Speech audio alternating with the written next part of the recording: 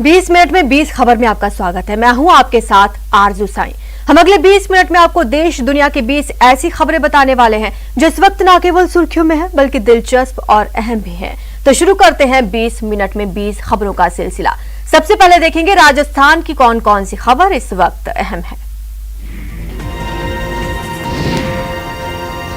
एक दो नहीं 7-7 गाड़ियों की टक्कर हुई है। सड़क पर दूर तक गाड़ियों के पुर्जे पड़े हैं और लोगों की चीख पुकार मची है।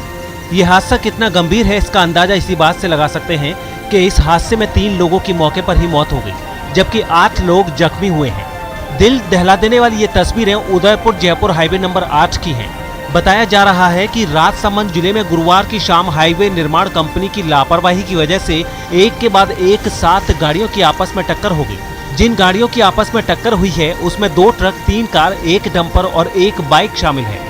बताया जा रहा है कि उदयपुर की तरफ से आ रहे 2 ट्रक, 2 कार और 1 बाइक नाथद्वारा की ओर से जा रहे डंपर और कार से भिड़ गए। इस दिल दहला देने वाले हादसे में 3 लोगों की मौके पर ही मौत हो गई, जबकि 8 लोग घायल हुए हैं और उन्हें अनंता अस्पताल में भर्ती कराया गया है। मरने वाले 3 लोगों में 2 महिलाएं भी शामिल हैं। बताया जा रहा है कि हाईवे निर्माण कंपनी सद्भाव टुकड़ों टुकड़ों में लंबे समय से हाईवे पर मरम्मत का कार्य कर रही है, जिससे हाईवे पर अधिकांश जगह पर वन वे ट्रैफिक है।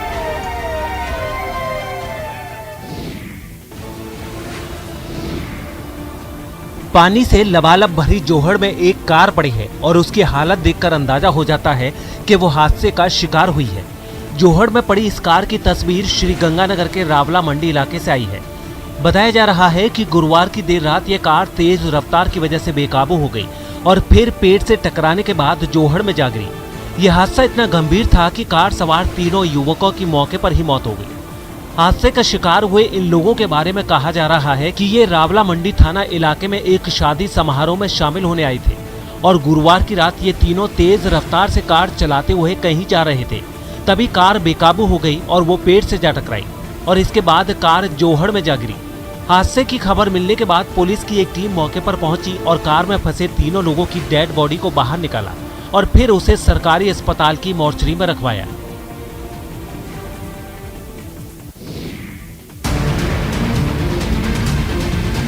आग की इन लपटों को देखकर अंदाजा हो जाता है कि यह आग कितनी विकराल थी। गनीमत बस इतनी रही कि जिस वक्त ये आग लगी उस वक्त मौके पर कोई मौजूद नहीं था, नहीं तो उसकी जान बचनी मुश्किल थी। सब कुछ जला देने को आतुर इस आग की ये तस्वीरें बीकानेर से आई। बताया जा रहा है कि यह आग बीकानेर के करणी औद्योगिक एरिया में बने एक गोदाम में लगी थी। इस गोदाम में ऊन भरी हुई थी, लिहाजा आग तेजी से फैली और इसने पूरे गोदाम को अपनी चपेट में ले लिया। रात के वक्त इस गोदाम में कोई मौजूद नहीं था, लिहाजा जब आसपास के लोगों ने इस गोदाम से निकल रहे धुएं और आग के गुबार को देखा, तब जाकर फायर ब्रिगेड को इसकी खबर दी गई। खबर मिलते ही फायर ब्रिगेड की टीम मौके पर पहुंच तो गई थी, लेकिन तब तक आग ने इस कदर विकराल रूप अख्तियार कर लिया था कि फायर फाइटरों को उसे बुझाने में 5 घंटे से ज्यादा का वक्त लग गया। इस आग की वजह से कोई हताहत तो नहीं हुआ है, लेकिन गोदाम मालिक को लाखों का नुकसान जरूर हुआ है। अभी तक आग लगने की वजह का भी पता नहीं चल पाया है। राजसमंद जिले के आम यात्रियों को उनकी मंजिल तक पहुंचाने वाला रोडवेज बस डिपो तंगहाली के दौर से गुजर रहा है। डिपो से चलने वाली बसों की रोजाना 33 शेड्यूल यानी ट्रिप निर्धारित की गई है, लेकिन ड्राइवर खलासी की भारी कमी की वजह से बसें मात्र 27 ट्रिप ही चल पा रही हैं। एलोटेड शेड्यूल 33 है, लेकिन चालकों की कमी है, इसलिए पूरे शेड्यूल नहीं चल पा रहे हैं। आगार के अंदर 15 परिचालक और 18 चालकों की कमी है।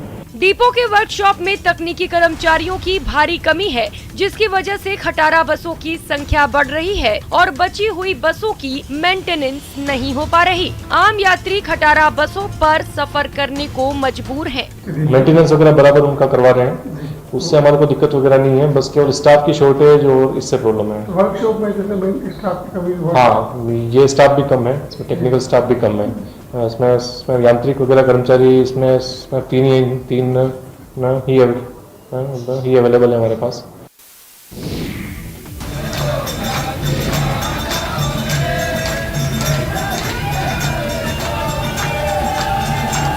जयपुर अजमेर नेशनल हाईवे 48 पर ये भजन कीर्तन भगवान को खुश करने के लिए नहीं बल्कि ये टोल प्लाजा प्रबंधन का विरोध जताने के लिए है। दरअसल बुधवार को देवरिया बस स्टैंड के पास तेज रफ्तार ट्रेलर की चपेट में आने से एक महिला की मौत हो गई थी। इसके बाद आक्रोशित लोगों ने मृतक के परिजनों को आर्थिक सहायता, देवरिया स्टैंड पर डिवाइडर को चौड़ा करने, हाई मास्क लाइट लगाने और यातायात पुलिस की ड्यूटी लगाने की मांग करते हुए हाईवे पर करीब 2 घंटे जाम लगाकर धरना प्रदर्शन किया।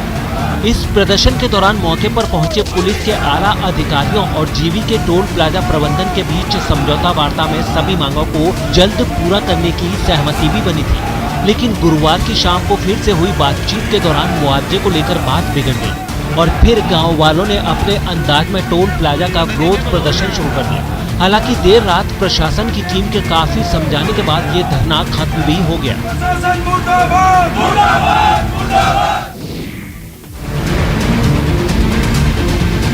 धौलपुर के राजाखेड़ा के बाजना के गांव जवाहरपुरा का हाल इन दिनों वायरल फीवर की वजह से बेहाल हो गया है। बताया जा रहा है कि पिछले 12 दिनों में यहां 4 लोगों की जान जा चुकी है और गुरुवार तक 50 से ज्यादा लोग वायरल फीवर से ग्रसित हो चुके हैं। तो वो बता रहे हैं टीम वाले की पानी एकत्रित हो रहा है, इसकी वजह से कि इसमें लार्वा बन रहा है, इससे डेंगू फैल रहा है और गांव वालों को तो पता नहीं है। तो गांव वाले एकत्रित पानी करते हैं अपनी समस्या के लिए, पशुओं के लिए। ठीक, तो इसलिए यहाँ पे डेंगू ज़्यादा फैल रहा है। यहाँ के लोगों को लग रहा है कि इस गाँव में जिन 4 लोगों की मौत हुई है, हो सकता है वो डेंगू की वजह से हुई हो। आपको बता दें कि जवाहरपुरा छोटा सा गाँव है और इस गाँव में महज 20 परिवार रहते हैं। ऐसे में 50 लोगों का बीमार होना और 4 लोगों की मौत दिल दहला देने वाली है। इस गांव में फैली इस बीमारी की रोकथाम के लिए चिकित्सा विभाग भी एक्टिव हो गया है और एक टीम ने गांव पहुंचकर पूरी स्थिति का जायजा भी लिया है।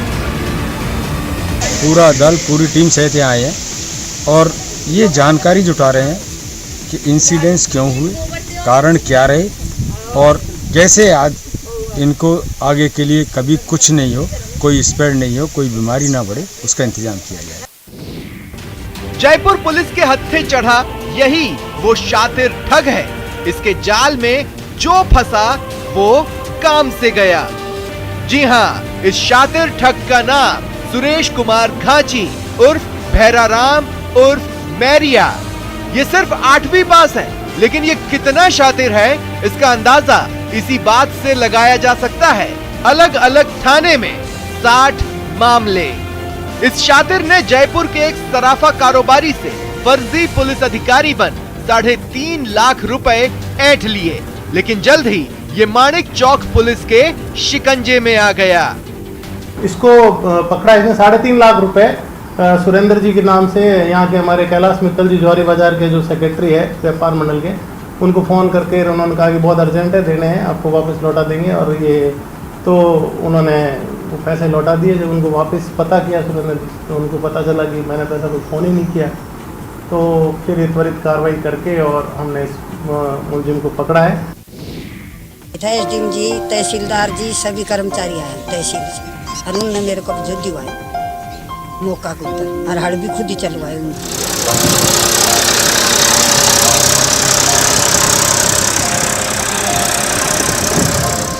कुछ ऐसा ही होता है जब प्रशासन इंसाफ करने निकलता है। ट्रैक्टर पर सवार इस शख्स को देखिए, ये कोई आम किसान नहीं है, ये है एक प्रशासनिक अधिकारी और ट्रैक्टर चलाकर एक मजबूर बेसहारा महिला को उसका अधिकार दिलवा रहे हैं।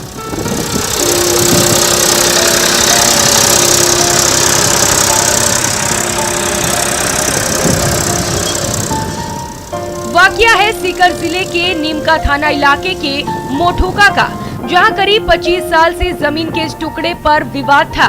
1996 से परिवार के ही कुछ सदस्यों के साथ विवाद चल रहा था। मई 2021 में अदालत का फैसला पीड़ित महिला देवी के हक में आ गया, लेकिन मिल नहीं पाया था। तब इस महिला के मददगार बनकर आए एसडीएम ब्रिजेश गुप्ता।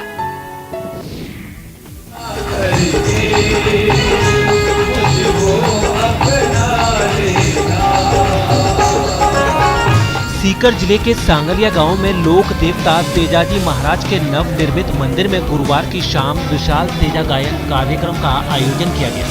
इस गायन कार्यक्रम के दौरान राजस्थान के लोक गायक कलाकारों ने भजन गाकर समा बांध दिया। इस कार्यक्रम में ओलंपिक में पदक जीतने वाले बजरंग पूनिया, बबीता फोगाट समेत 4 ओलंपिक खिलाड़ियों ने भी भाग लिया। साथ ही सीकर सांसद स्वामी सुमेधानंद सरस्वती, अखिल भारतीय सांगलिया धूड़ी के पीठाधीश्वर ओमदास महाराज समेत कई संतों और जन प्रतिनिधियों ने शिरकत की। यहाँ गायन कार्यक्रम के अलावा तेजाजी मंदिर समेत सेसम गांव के काली माता मंदिर, अखिल भारतीय सांगलिया धूड़ी और जमुबाई माता मंदिरों पर हेलीकॉप्टर से पुष्प वर्षा भी की गई।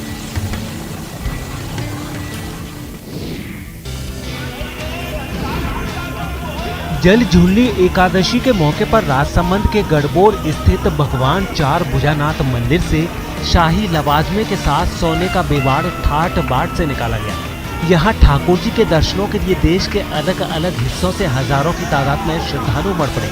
सुबह 4 बजे से ही चौगाला छेल के जयकारों की गूंज शुरू हो गई। इस दौरान मंदिर से ठाकुर जी की बेवाड़ यात्रा के रास्ते में आने वाली गली मोहल्लों की सड़कें अबीर गुलाल से सराबोर हो गई। ठाकुर जी के दर्शन के दौरान कोरोना गाइडलाइन का जमकर उल्लंघन तो हुआ, लेकिन आस्था का जो सैलाब नजर आया वो देखने लायक था। सुबह 5 बजे चार भुजानाथ जी को शाही स्नान के लिए मुख्य मंदिर से सोने की पालकी में बिठाकर दूध तलाई ले जाया गया। करीब 3 किलोमीटर का सफर तय करके ठाकुर जी का बेवाड़ दूध तलाई पहुंचा। इस बार बारिश कम होने और दूध तलाई में पानी नहीं आने की वजह से भगवान को विशाल कढ़ाई में स्नान कराया गया और फिर यहाँ से प्रभु को चांदी की पालकी में विराजित करके उन्हें निज मंदिर लाया गया।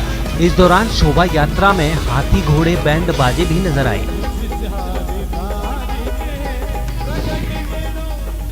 और अब देख लेते हैं कुछ अन्य राज्यों की खबरें।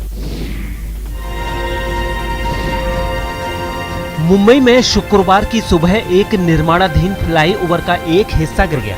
इस हादसे में 13 मजदूरों के जख्मी होने की खबर है। इन सभी को BN देसाई अस्पताल में भर्ती कराया गया है। बताया जा रहा है कि मुंबई के बांद्रा कुर्ला कॉम्प्लेक्स में ये फ्लाईओवर बन रहा था और अचानक इसका एक हिस्सा शुक्रवार सुबह करीब 4:40 पर गिर गया। यह हादसा उस वक्त हुआ जब मेट्रो के ब्रिज पर काम चल रहा था और कुछ मजदूर ब्रिज के ऊपर काम कर रहे थे। कुछ मजदूर नीचे भी थे। ऊपर काम कर रहे मजदूर ब्रिज गिरने के दौरान सरिया पकड़कर कूद गए।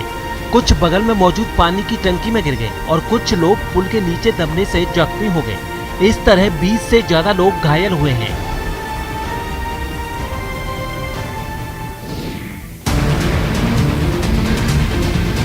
दिल्ली के पास उत्तर प्रदेश के गाजियाबाद से चौंकाने वाला एक वीडियो सामने आया है। वहां 2 बदमाशों ने शोरूम के एक कर्मचारी को बंधक बनाकर कार लूट ली। बताया गया है कि उस शोरूम में सेकंड हैंड गाड़ियां बेची जाती, जहां ये दोनों बदमाश ग्राहक बनकर पहुंचे। इस लूटपाट का वीडियो भी सामने आया है, जिसमें साफ दिखा कि शोरूम के बाहर खड़ी कार को देखने के बाद दोनों बदमाश अंदर गए और थोड़ी देर बाद उसके एक कर्मचारी के साथ बाहर निकले। टेस्ट ड्राइव के नाम पर वो गाड़ी में बैठ गए। उनके साथ शोरूम का वो कर्मचारी भी कार में बैठा, जिसे उन्होंने बंधक बना लिया और वो गाड़ी लेकर वहां से फरार हो गए। मेरे मुंह पे गमछा जो होता है वो लपेट करके और सीट के कोने में कर दिया और मेरे को गन पॉइंट पे ले गए। लूट की ये वारदात शोरूम में लगे CCTV कैमरे में रिकॉर्ड हो गई, जिसके आधार पर पुलिस आरोपियों की तलाश में जुट गई है।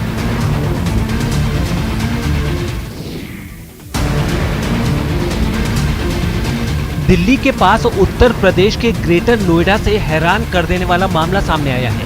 वहां 20 साल की एक लड़की को अगवा किए जाने से लोगों का गुस्सा फूट पड़ा और परिजनों ने काफी देर तक हंगामा किया।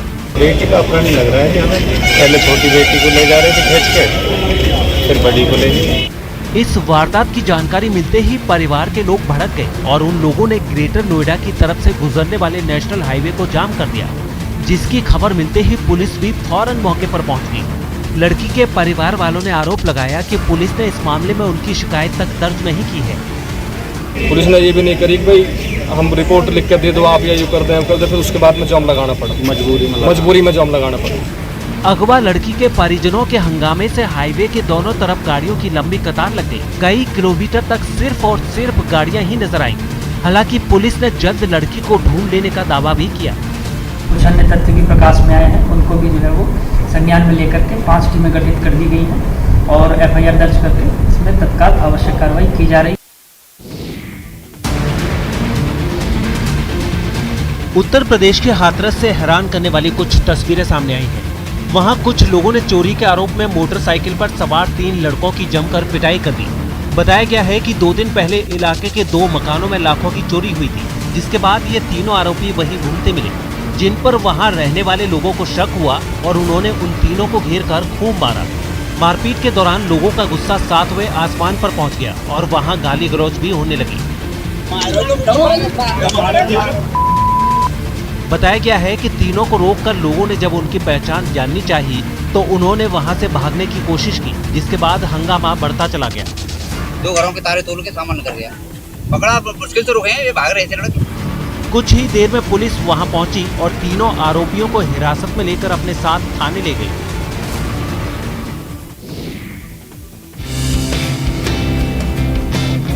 उत्तर प्रदेश के अयोध्या में राम मंदिर निर्माण का पहला चरण पूरा हो गया है। सालों के इंतजार के बाद धीरे धीरे वो समय नजदीक आ रहा है जब भव्य मंदिर में लोग राम लला के दर्शन कर पाएंगे। मंदिर बनाने के काम में कई नामी कंपनियां जुटी हुई हैं और उन्होंने अयोध्या में राम मंदिर की नींव तैयार भी कर दी है और इसके साथ ही मंदिर निर्माण का पहला चरण पूरा हो गया। हमारी दाहिने तरफ हम आपको दिखाना चाहेंगे कि ये वो लेयर है जहां भगवान राम विराजमान होंगे और आपको एक पीला झंडा ओम का दिखाई दे रहा है। राम जन्मभूमि से लंबे समय बाद जो तस्वीरें आई हैं उनमें वो जगह दिखाई दी जहां राम लला विराजेंगे। दावा किया जा रहा है कि दिसंबर 2023 तक उनके दर्शन भी शुरू हो जाएंगे। सर कहा जा रहा है कि 2023 से पहले गर्भगृह में राम लला विराजमान हो जाएंगे। दिसंबर 2023 तक, पहले नहीं, तक। खास बात यह है कि राम मंदिर की नींव में कई लेयर हैं जो उसे बहुत मजबूत बनाती है। नींव तैयार करने वाले इंजीनियर ने बताया कि उसमें 48 लेयर है और गर्भगृह के नीचे 14 मीटर मोटी चट्टान डाली गई है।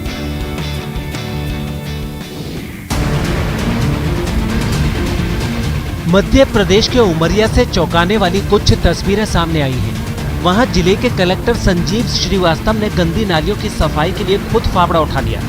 संजीव श्रीवास्तव डेंगू के खिलाफ शुरू किए गए अभियान के तहत इस बात का मुआयना करने के लिए अपने दफ्तर से बाहर निकले कि जिले के अलग अलग इलाकों में साफ सफाई का काम सही से चल रहा है या नहीं। इस दौरान उन्होंने जिला मुख्यालय में मौजूद नालियों में गंदगी देखी तो वो वहीं रुक गए और नगर पालिका परिषद के कर्मचारियों के साथ फावड़े से साफ सफाई करने में जुट गए। इससे पहले उन्होंने दस्ताने पहने और फिर नाली से गंदगी निकालने लगे। लोगों को डेंगू की चपेट में आने से बचाने के लिए इस अभियान के तहत इसी तरह दूसरी जगहों पर भी साफ सफाई करवाई गई। इसमें विभिन्न वार्डों में भ्रमण किया गया और दवाई छिड़कवाई गई तथा साफ सफाई कराई गई। कलेक्टर संजीव श्रीवास्तव ने उस फावड़े को तब तक नहीं रखा जब तक वहां पूरी नाली साफ नहीं हो गई। वो नगर पालिका के कर्मचारियों के साथ बराबर साफ सफाई करवाते नजर आए।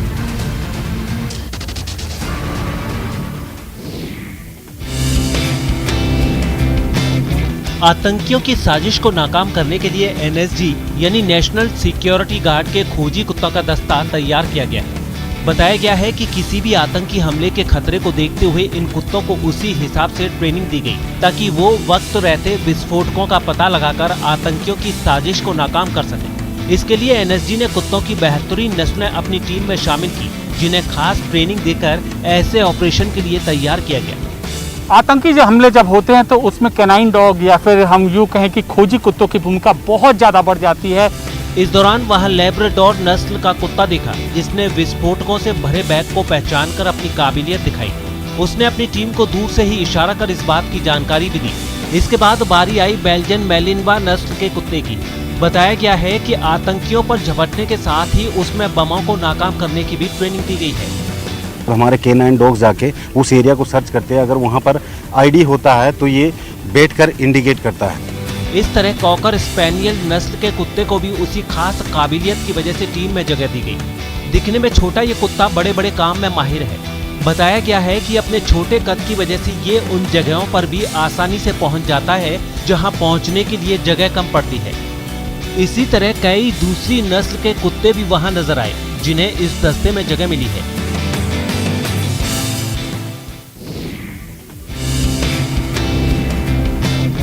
मुंबई के कई इलाकों में विराजमान गणपति पंडालों की थीम इस बार काफी अलग नजर आई, जिनमें एक पंडाल में आने वालों को मास्क और बच्चों को किताबों के साथ पेंसिल प्रसाद में बांटे गए। ये पंडाल गोरेगांव के शास्त्री नगर में है, जहां कोरोना की वजह से भक्तों को उनकी जरूरत के हिसाब से प्रसाद दिया गया और इस वजह से वहां गणेश जी के नन्हे भक्तों की भीड़ उमड़ पड़ी, जिनके लिए प्रसाद के तौर पर मोदक और लड्डू नहीं बल्कि कुछ और ही तैयारी दिखी। गणपति बप्पा के ठीक सामने आपको प्रसाद के साथ साथ पेंसिल, इरेजर और दूसरी सारी चीजें आपको दिखाई पड़ रही हैं। इसकी एक खास वजह बताई गई। दावा किया गया है कि ये संस्था कई सालों से इसी तरह से लोगों की मदद करती रही है। इस बार उन्होंने खास तौर पर पंडाल में आने वाले सभी बच्चों को पढ़ाई से जुड़ा सामान प्रसाद के तौर पर दिया। एक चीज जिसने यहाँ सभी का ध्यान खींचा वो थी मास्क। समिति के लोगों ने बताया कि पंडाल में आने वाले हर शख्स को आशीर्वाद के तौर पर मास्क दिया गया। हर आदमी को प्रसाद के रूप पर मास्क दिया जाएगा। ये एक जरूरत है, ये एक अवेयरनेस है। इसके अलावा वहां जरूरतमंद लोगों को बांटने के लिए राशन के पैकेट भी नजर आए। सिर्फ यही नहीं, पंडाल की सजावट के लिए भी खास तैयारी की गई। वहां ओलंपिक्स और पैरा ओलंपिक्स में देश का मान बढ़ाने वाले खिलाड़ियों की तस्वीरें भी लगाई गईं। 20 मिनट 20 खबर में अब बात इंटरनेशनल न्यूज की। अमेरिका में टेक्सास समेत कई इलाकों को निकोलस तूफान ने भारी नुकसान पहुंचाया है। ये तूफान करीब 110 किलोमीटर प्रति घंटा की रफ्तार के साथ टेक्सास के तट से टकराया था। ये तूफान वहां से गुजरने के बाद अपनी बर्बादी के निशान छोड़ गया। हर तरफ मकानों के मलबे और टूटे पड़े पेड़ नजर आए। तेज हवाओं ने एक पेट्रोल पंप को तहस नहस कर दिया, जिसकी तस्वीरें भी सामने आई। मलबे में वहां खड़ी कारें भी दब गईं। कई दूसरी इमारतों को भी भारी नुकसान पहुंचा।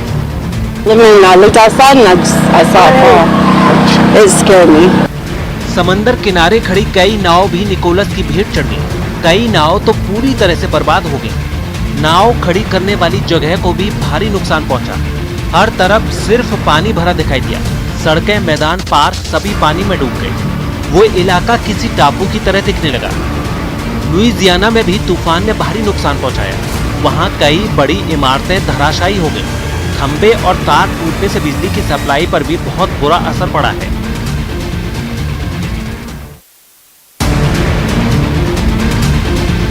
चीन का सिचुआन प्रांत भूकंप के जोरदार झटकों से दहल उठा।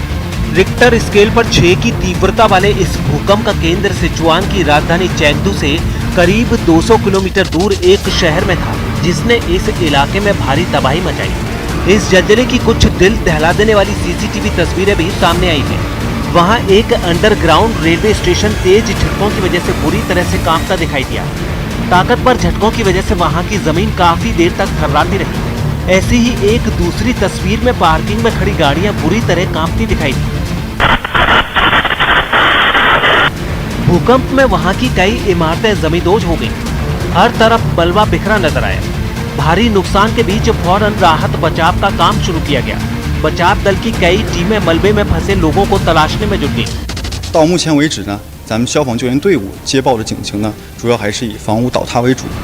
जबरदस्त झटकों की वजह से कुछ लोगों की मौत की खबर भी सामने आई, जबकि सैकड़ों लोग बेघर होने को मजबूर हो गए। फिलहाल इतना ही। आप देखते रहिए न्यूज़ 18 राजस्थान।